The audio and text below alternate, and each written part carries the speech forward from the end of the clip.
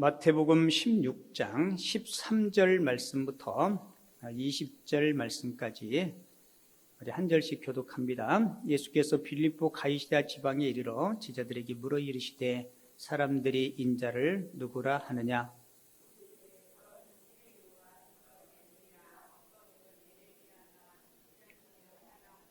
이르시되 너희는 나를 누구라 하느냐?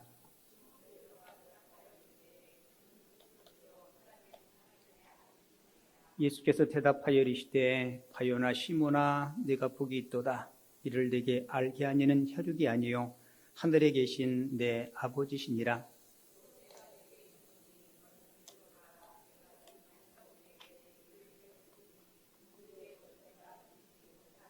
두 절 말씀 같이 있습니다. 내가 천국 열쇠를 내게 주리니 내가 땅에서 무엇이든지 매면 하늘에서도 매일 것이요 내가 땅에서 무엇이든지 풀면 하늘에서도 풀리리라 하시고 이에 제자들에게 경고하사 자기가 그리스도인 것을 아무에게도 이르지 말라 하시니라.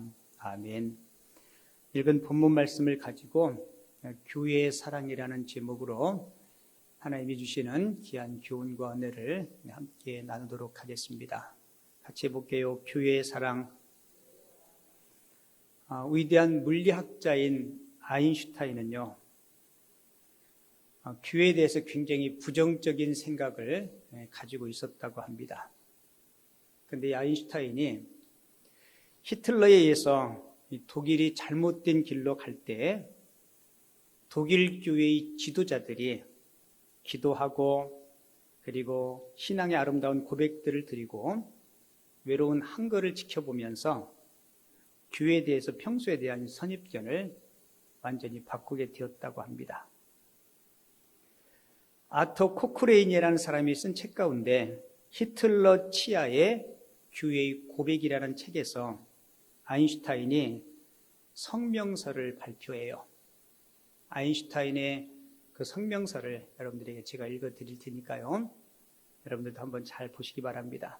나는 히틀러의 혁명이 한참일 때 자유를 외치고 가르치던 대학들이 히틀러에 대하여 어떤 태도를 취하는지 기대하고 지켜보았다. 그러나 이상하게 대학은 입을 봉하고 말았다. 나는 자유를 지지하는 수많은 논설을 써온 신문에 기대를 갖고 그들의 목소리에 귀를 기울였다. 그러나 히틀러 혁명 단 몇 주 만에 언론들조차 입을 다물어 버리고 말았다. 그런데 이런 와중에 오직 그리스도의 교회만이 히틀러의 계획을 가로막고 나섰다. 그 이전에 나는 교회에 대하여 어떤 형태라도 관심을 갖지 않았었다. 그러나 이제는 다르다. 참된 지성과 진정한 도덕적 자유를 위하여 나치와 맞서 분연히 항거하며 외롭게 싸우고 있는 저 교회에 대하여 나는 엄청난 애정과 감탄을 느끼고 있다. 한때 내가 무시하던 교회에 대하여 이제 나는 찬사를 아끼지 않는다고 서심없이 고백하는 바이다. 교회는 세상의 소망이다. 나는 교회를 사랑한다. 내 나이 먹어 석양역에 교회 외에 내 영혼의 위로를 경험할 수 있는 어떤 것도 찾지 못했다. 나는 이제 그리스도와 교회로 돌아온다. 아인슈타인이 한때 교회에 대해서 부정적인 생각을 가졌던 그가 히틀러에 의해서 독일이 잘못된 길로 갈 때 기독교인들이 나라와 민족을 위해서 기도하고 아름다운 신앙 고백을 하고 정의가 강물같이 하수같이 넘치게 하기 위해서 애썼던 기독교인들을 보면서 그가 내놓은 성명서입니다. 여러분, 지난 역사를 뒤돌아보면 교회가 잘한 일도 있었지만 역사 가운데 잘못한 일도 있었습니다. 그런데 잘했든 잘못했든 교회는 역사 가운데 단 한 번도 빛을 잃어본 적이 없습니다. 만약에 교회가 완전히 빛을 상실했다면 아마 역사 속의 교회는 사라졌을 거예요. 연약함이 있었지만 역사 가운데 교회는 언제나 빛이었고 소망이었다는 겁니다. 그리고 교회는 세상이 소망이어야 하고 빛이어야 해요. 때로는 주님이 기대에 못 미치지만, 그리고 세상 사람들이 기대에 못 미치지만 교회가 존재하고 지속해야 되는 분명한 이유가 있습니다. 그 이유는 바로 교회의 주인이 예수님이라는 거예요. 본문 18절에도 보면 예수님께서 친히 교회를 가르쳐서 내 교회라고 말씀하고 있습니다. 본문 18절 볼게요.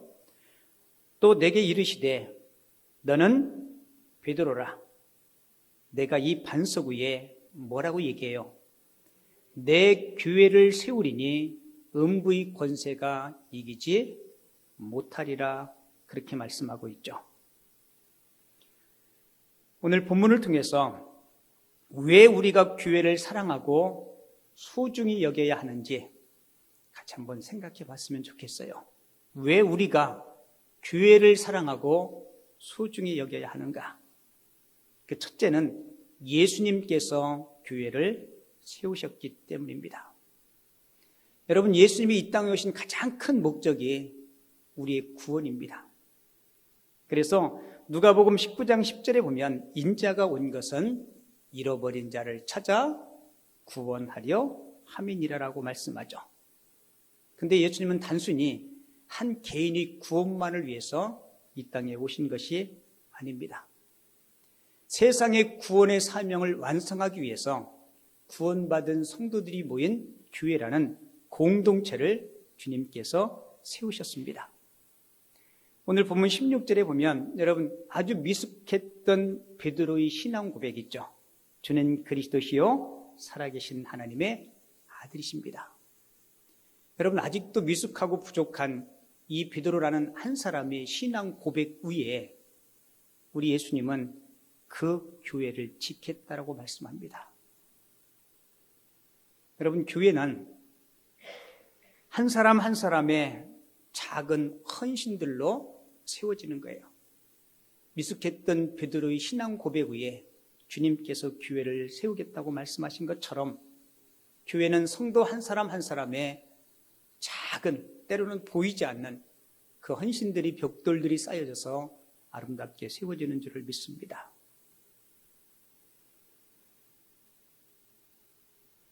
어느 개척교회 목사님 이야기인데요. 목사님과 사모님이 교회 개척을 하고 매일매일 동네 이곳저곳을 다니면서 축구 전도도 하고 열심히 전도지도 돌리고 그렇게 최선을 다했는데 1년이 지난 시점에 주일학교 어린이 몇 명만 모이고 어른 성도는 한 명도 없었다고 합니다. 너무 실망스럽기도 하고 힘이 들고 그래서 그 개척교회 목사님이 어느 날 새벽에 하나님 앞에 기도하면서 이런 기도를 했대요. 주님, 이 장소가 잘못된 겁니까? 아니면 제가 장소를 한 번 더 옮겨야 됩니까? 아니면 1년이 지났는데 성도 한 사람도 없는데 교회 문을 닫아야 합니까? 이렇게 눈물을 내면서 새벽에 기도를 드리고 그날 아침 사모님과 함께 식사를 하는데 사모님이 편도 한 통을 건네주더랍니다. 뜯어보았더니 자기 교회를 다니는 초등학교 2학년 학생이 쓴 편지예요. 그 편지 내용은 이렇답니다. 목사님, 저는 목사님께서 이렇게 추운 날 길거리에 서서 전도지를 나눠주는 것을 보았습니다. 감기는 안 걸리셨는지 목사님, 저는 우리 교회에 많은 성도들이 왔으면 좋겠습니다. 저는 매일 잠자리에 들기 전에 목사님을 위해서 기도하고 있어요. 목사님, 힘내세요. 이렇게 짧은 편지를 받고 그날 아침에 그 목사님이 편지를 읽고 야, 이 주일학교 어린이가 우리 교회의 훌륭한 교인이라는 사실을 망각하고 어른 성도 한 사람도 없는 것 때문에 문을 닫아야 됩니까? 이사를 해야 됩니까? 그 주일학교 어린이가 정말 훌륭한 교회 성도임을 그리고 미래의 교회 꾸밈을 깨닫고 용기를 다시 얻었다고 합니다. 여러분, 모든 교회의 시작들은 다 그런 것 같아요.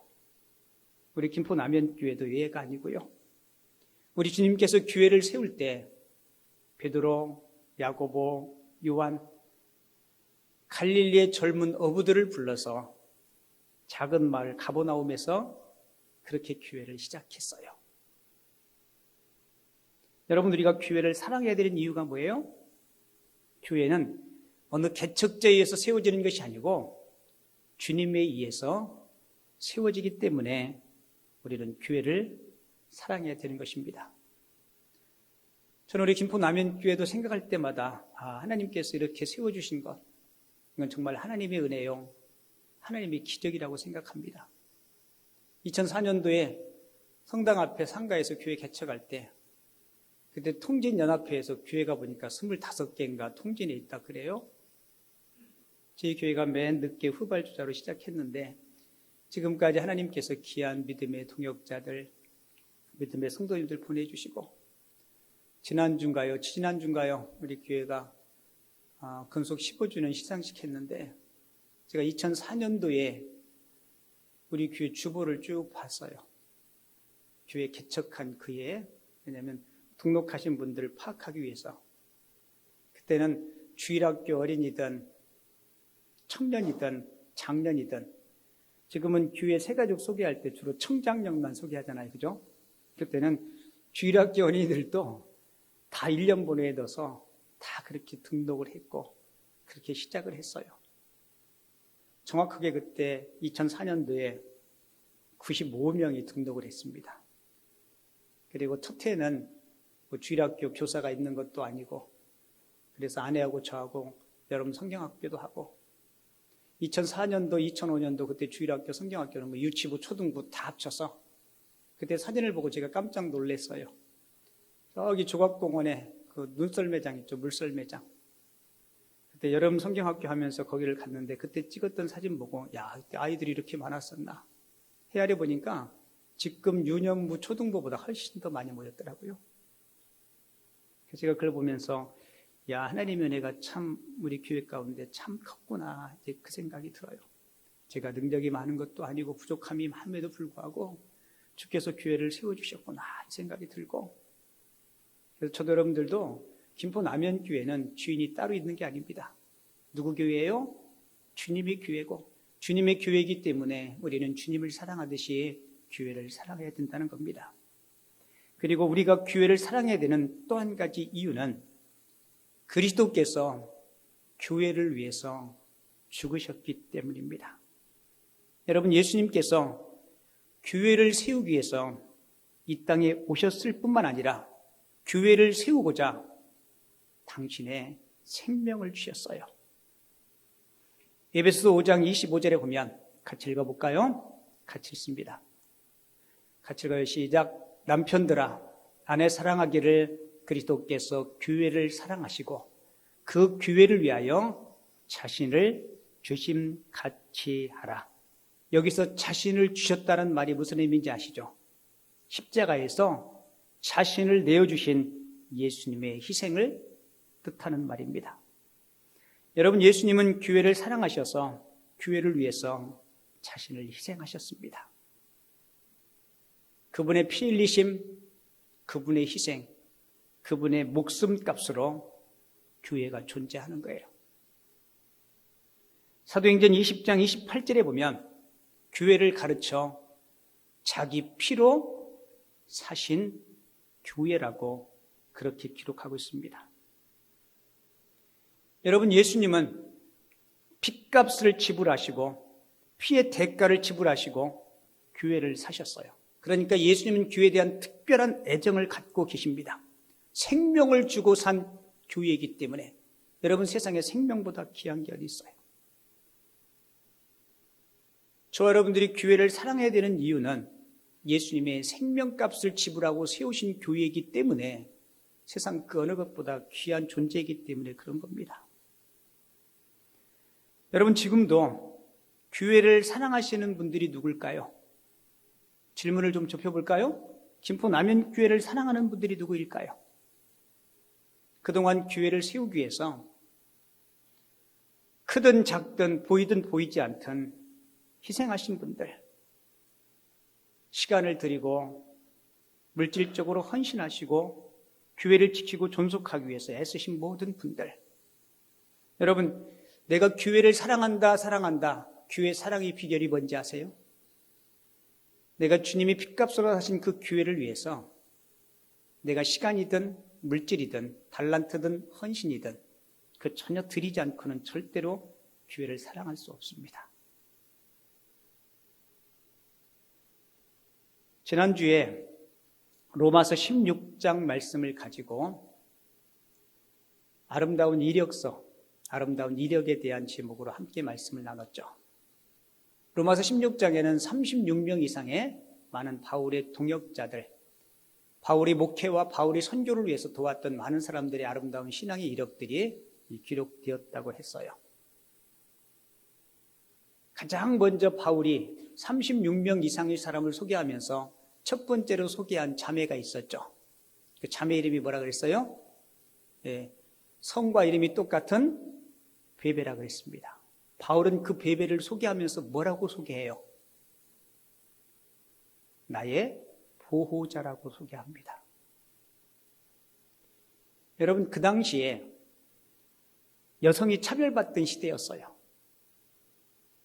여성이 누군가를 보호해주는 그런 시대는 아니었습니다. 보호받아야 될 그런 시대였어요. 그럼에도 불구하고 사도 바울은 그 자매 베베를 소개하면서 나의 목회와 나의 선교 사역에 나의 보호자였다라고. 고린도에서 바울이 기록한 로마서의 두루마리를 들고 그가 로마까지 갈 수 있었던 그 헌신. 어쩌면 그는 자기 모든 것을 다 걸고 바울이 목회 사역을 도왔을 겁니다. 그리고 바울이 로마서를 정리하면서 그 베베의 헌신과 그리고 그의 사랑을 결코 잊을 수가 없었던 거죠. 그리고 두 번째로 소개했던 사람이 누구예요? 부부를 소개하죠. 브리스가와 아굴라라는 부부를 소개하면서 뭐라고 그들에 대한 이력을 소개해요? 바울이 그렇게 이야기하죠. 사도 바울이 목회와 그의 선교를 위해서 자신이 뭐까지요? 목까지도 내놓았던 사람이라고 소개합니다. 그러니까 교회와 주님의 사역은 혼자 하는 게 아니에요. 여러분, 바울은 슈퍼스타가 아니었습니다. 혼자 할 수 있는 일이 아무것도 없어요. 그래서 하나님은 구원 사역을 위해서 교회의 공동체를 하나님께서 허락해 주시고 공동체를 통해서 그 일을 이루어가게 하시는 것입니다. 저는 우리 김포 남현교회 우리 성도님들이 헌신을 생각할 때마다 너무너무 고맙고 참 감사해요. 정말 힘들게, 세상 말로 이야기하면 뼈 빠지게 고생해서 소득이 생기면 쓸 때도 많고 준비해야 될 일도 많지만 하나님의 거룩한 사역을 위해서 조금씩 헌신하고 허리 아프고 힘도 들지만 땀 흘리면서 봉사하는 성도들, 우리 주일학교와 다음 세대들을 위해서 애쓰는 분들, 보이지 않게 1:1 제자 양육을 하는 헌신하는 분들, 여러분, 그런 분들의 보이지 않는 그 헌신 때문에 교회가 아름답게 세워지는 줄을 믿습니다. 그리고 분명히 주께서 저와 여러분들의 헌신을 기억하시고 더 많은 것들로 축복해 주실 줄을 믿습니다. 분당에 가면 어느 분이 그러더라고요. 분당이 참 살기 좋은 마을이라서 천당 밑에 분당이라고 이제 그렇게 이야기하는데, 그 분당에 가면 지구촌 교회라고 있는데 지구촌 교회를 개척하고 지금은 이제 은퇴하신 이동원 목사님이 계세요. 그 목사님이 책을 읽다가 이 목사님이 전에 시골에서 잠깐 목회를 하신 적이 있는데 그 시골에 목회했던 이야기를 하시는데요. 이 목사님이 목회를 하는데 그 마을에 아주 인색하기로 유명한 그 수전너 같은, 심지어 별명이 노랭이 과부 아줌마, 그게 그분의 별명이었다고 합니다. 얼마나 인색한지, 노랭이 과부 아줌마. 근데 이분이 어떤 계기를 통해서 전도를 받고 교회를 나오게 되었다고 합니다. 근데 이분이 교회를 나와서 몇 주 다니고 은혜를 받았는지 주일날 예배하는데 헌금 시간에 그렇게 퐁퐁 소리내서 울더랍니다. 보통 사람들이 예배에서 은혜 받으면 주로 언제 눈물이 나요? 뭐 기도 시간에 혹은 설교 시간에. 근데 타이밍이 웃기잖아요. 헌금 시간에 펑펑 울더라는 거예요. 나중에 알고 보았더니 이분이 하나님의 은혜를 깨닫고 생전 열리지 않던 돈주머니가 열린 거예요. 그러면서 이분이 작은 헌금을 주님 앞에 드리면서 너무너무 감격해서 눈물이 났다고. 지금까지는 나만을 위해서 살던 내 이기심이 깨지던 그 순간, 여러분, 내가 주님 앞에 작은 헌신과 봉사를 드릴 때 헌신하는 자가 교회 공동체의 주체가 된다는 사실을 꼭 기억하시기 바랍니다. 여러분, 주님의 몸된 교회는 그냥 세워진 게 아니에요. 예수님의 뭐로요? 핏값으로. 자, 그러면 저와 여러분들이 교회를 어떻게 사랑할까? 교회 사랑을 좀 구체적으로 같이 좀 적용해 봤으면 좋겠습니다. 여러분, 교회는 연약한 사람들이 모이는 곳이에요. 교회와 병원은 공통점이 참 많더라고요. 그죠? 병원은 주로 어떤 사람들이 모여요? 네, 환자들이 모입니다. 교회는요? 교회도 환자들이 모여요. 어떤 환자들이요? 영적으로나 정신적으로 아프고 죄된 인간들이 모이는 곳이 교회입니다. 어떤 사람이 태평양 한가운데서 난파를 당해서 황량한 무인도에 표류하게 됐어요. 무인도에는 아무도 없고 자기 혼자였습니다. 몇 년이 지난 어느 날 저 멀리 배 한 척이 지나는 거예요. 그 사람이 자신의 존재를 알리기 위해서 미친 듯이 손을 흔들고 자기 자신의 존재를 알린 거예요. 결국 배에서 그 사람을 발견하고 뱃머리를 돌려서 그 무인도에 배를 탔습니다. 그리고 선장에 내려서 여기저기를 둘러보다가 오두막 새채가 있는 것을 봐요. 오두막 새채가 이렇게 나란히 세워져 있는 거예요. 이 선장이 묻습니다. 저 오두막 세 개는 뭡니까? 라고 물었더니 그 무인도에 표류한 저 사람이 저 오른쪽에 있는 것은 제가 살고 있는 집입니다. 그러면 또 두 채는 뭡니까? 그랬더니 예, 가운데 있는 것은 제가 다니는 교회입니다.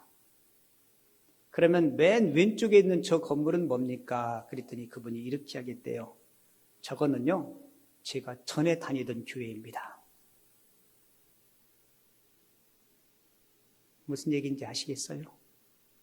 내가 혼자 다니는 교회도 내 마음에 들지 않아서 전에 다니는 교회, 지금 다니는 교회. 여러분, 교회가 이만큼 연약한 거예요. 교회는 이런 연약한 사람들이 모인 곳입니다. 제가 자주자주 이런 얘기하죠. 우리 김포 남현교회는 건강한 교회, 행복한 성도가 되었으면 좋겠다라고. 어느 분이 목사님 건강한 교회라고 하는데 제가 보니까 그렇지 않은 것 같아요. 심지어 어떤 분은 여러분, 김포 남현교회가 처음 교회 아니죠? 저도 김포 남현교회가 처음 교회 아니에요. 갈산 성결교회부터 시작해가지고 광명시에 있는 광산교회, 대원교회, 남현교회, 저도 한 4교회, 5교회 정도는 섬겼어요. 보통 평균적으로 사람이 태어나서 죽을 때까지 통계에 의하면 이사를 가든지 어떤 상황에 의해서 한 사람이 교회를 한 4개 정도는, 5개 정도는 섬긴대요.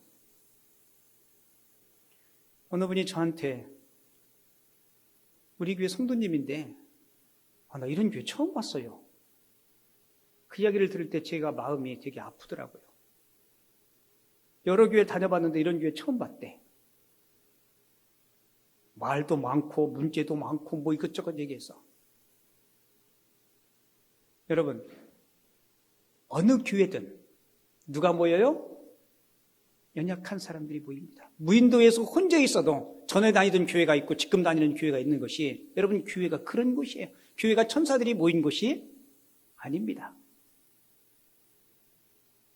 문제는 서로의 연약함을, 서로의 아픔을 서로가 지적하고 후벼파는 게 아니고 서로가 격려하고, 그리스도께서 교회를 사랑하셨듯이, 여러분, 세상의 사랑은 항상 끈달린 사랑입니다. 하지만 교회에 소망이 있는 것은 교회에 하나님의 임재가 있고, 그리스도께서 피로 값주고 사신 교회이기 때문에 우리 주님께서 저와 여러분들의 마음을 치유하시고 채워주시기에 교회는 소망이요, 교회는 치유요, 교회는 사랑이 있는 것임을 믿습니다. 미국의 존경받는 루즈벨트 대통령이요, 워싱턴에 있는 교회를 출석했는데 어느 날 그 교회 사무실에 이런 전화의 문의가 왔어요. 이번 주일에 루즈벨트 대통령이 예배에 참석합니까? 대통령이 바쁘니까 본인이 속해 있는 교회도 출석할 때도 있고 못할 때도 있는데 사무실에 그런 전화가 왔대요. 루즈벨트 대통령이 이번 주에 교회를 출석하십니까? 그 전화를 받은 사무원이 아주 유명한 말을 해요. 대통령이 출석할는지 안 할는지 그것은 불확실합니다.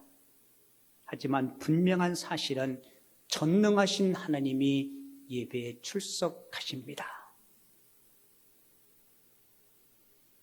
여러분, 교회에 연약함이 있지만 전능하신 하나님이 임재가 있고, 전능하신 하나님께서 우리 가운데 함께 하시고,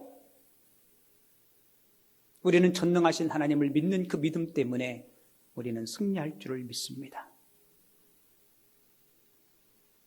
여러분, 주님으로부터 우리는 받은 은혜 때문에 교회를 사랑해야 되는 거예요.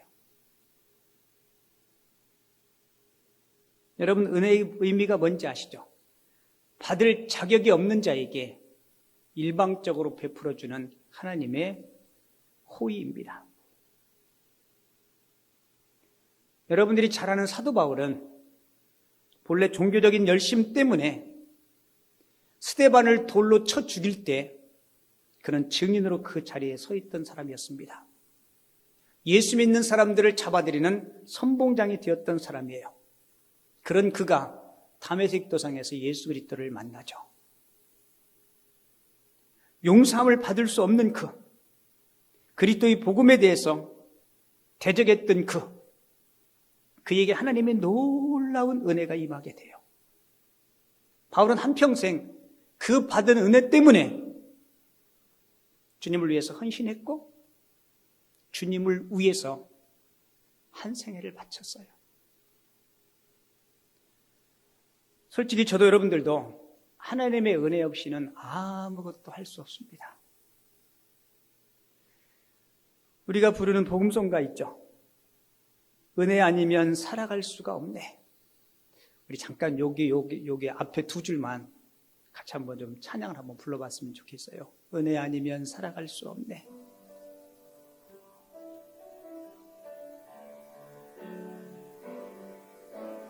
은혜 아니면 살아갈 수가 없네. 호흡마저도 다 주의 것이니 세상 평안과 위로 내게 없어도 예수, 오직 예수뿐이네. 한 번 더 합니다. 은혜 아니면 살아갈 수가 없네. 호흡마저도 다 주의 것이니 세상 평안과 위로 내게 없어도 예수, 오직 예수뿐이네. 할렐루야. 여러분, 하나님 은혜 받았죠? 엄청 받았죠? 우리 두 손 가득히, 가슴 가득히 그 은혜 받았습니다. 근데 우리는 과연 얼마만큼 우리 이웃과 교우들에게 은혜를 베풉니까? 여러분, 세상은 이런 은혜를 알지 못해요. 세상의 모든 것은 늘 조건과 흥정과 그런 어떤 이해 타산 때문에 세상의 일들은 이루어집니다. 여러분, 은혜는 우리가 조건 없이 베풀 수 있는 사랑이에요. 특별히 신약시대를 사는 저와 여러분들은 은혜 시대에 삽니다. 구약의 많은 계명들은, 율법들은 다 조건적입니다. 순종하면 복을 받고 불순종하면 저주를 받는다. 여러분, 만약에 이 구약의 율법대로 그대로 사도 바울에게 적용했다면 바울은 저주를 받아야 해요. 근데 바울은 조건 없이 하나님의 은혜를 누리게 됩니다. 바울이 에베소 교회 성도들에게 편지하면서 에베소서 2장 8절에서 그 은혜를 이렇게 설명하죠. 너희는 그 은혜에 의하여 믿음으로 말미암아 구원을 받았으니 이것은 너희에게서 난 것이 아니요 하나님의 뭐라고요? 선물이다. 여러분, 선물의 조건이 붙으면 그때부터 그것은 선물이 아니고 뇌물이 됩니다. 여러분, 우리는 하나님 앞에 값없이 구원의 선물을 받았어요. 그렇기 때문에 우리는 조건 없이 교회와 성도들과 이웃들을 사랑해야 돼요. 그런데 점점 교회 안에도 이 은혜를 찾아보기가 힘들어요. 조금만 허물이 보이면 흠집 내려고 하고. 여러분, 예수님께서 얼마나 아파하실까요?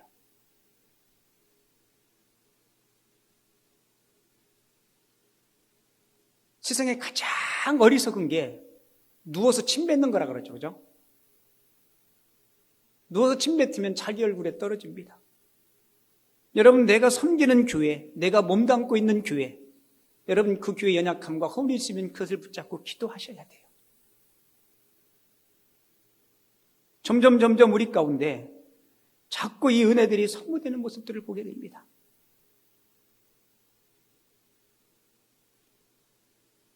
그리고 저와 여러분들이 교회를 사랑하기 위해서 헌신함으로 우리는 교회를 사랑해야 돼요. 내 희생 없이, 헌신 없이 그리스도의 교회가 바르게 세워질 수 없습니다.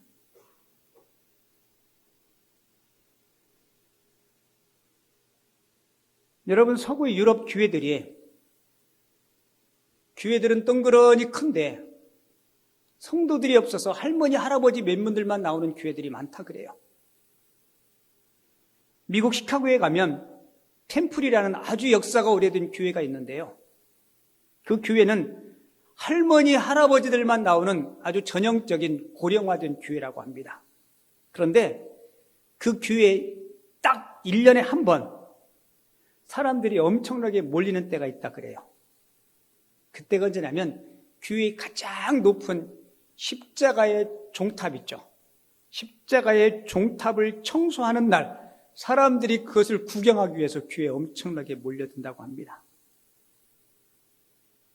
한 번은 종탑을 청소하는 인부가 교회 목사님에게 이렇게 물었다고 합니다.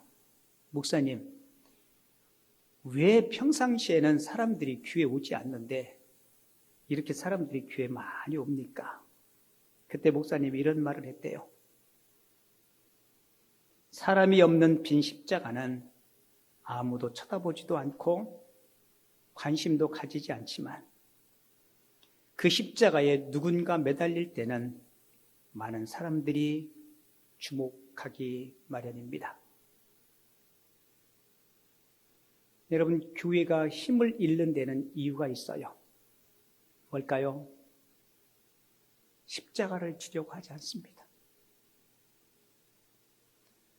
목에는 목걸이 십자가를 걸고 다니지만 우리가 찬양을 부를 때는 곧장 십자가 찬양을 부르지만 십자가의 삶을 외면할 때 여러분, 교회는 힘을 잃을 수밖에 없어요. 마틴 로이드 존스 목사님이 오늘의 기독교를 가르쳐서 십자가 없는 기독교, 십자가 없는 그리스도인이라고 지적했습니다. 고난을 외면하고 짐지기를 싫어하고 헌신을 회피해버리고 하나님의 말씀이 자기 생각과 맞지 않을 때는 도망가버리는 그러한 그리스도인의 모습을 지적한 말입니다. 여러분, 기독교는 십자가 종교입니다. 예수님은 누구든지 나를 따라오려거든 자기 십자가를 지고 나를 쫓으라 하셨습니다. 예수님을 따르는 삶은 그분의 십자가를 지는 삶이에요. 내가 주님의 십자가를 지면 주님은 나의 삶 전체를 져 주실 줄을 믿습니다. 우리 모두 주님의 은혜로 그리고 헌신함으로 주님이 지셨던 그 십자가를 내가 짐으로 나의 삶의 전체를 주님께서 져 주실 것을 믿고 오늘 주신 말씀 마음판에 새기고 하나님의 은혜 때문에 주님께서 피로 값지고 사신 교회와 성도들을 많이 사랑할 수 있는 하나님의 사람들이 다 되어줄 수 있기를 주님의 이름으로 축원을 드립니다. 하나님 아버지, 오늘 마태복음 16장을 통하여 저희들에게 귀한 은혜와 교훈을 주신 하나님 감사합니다.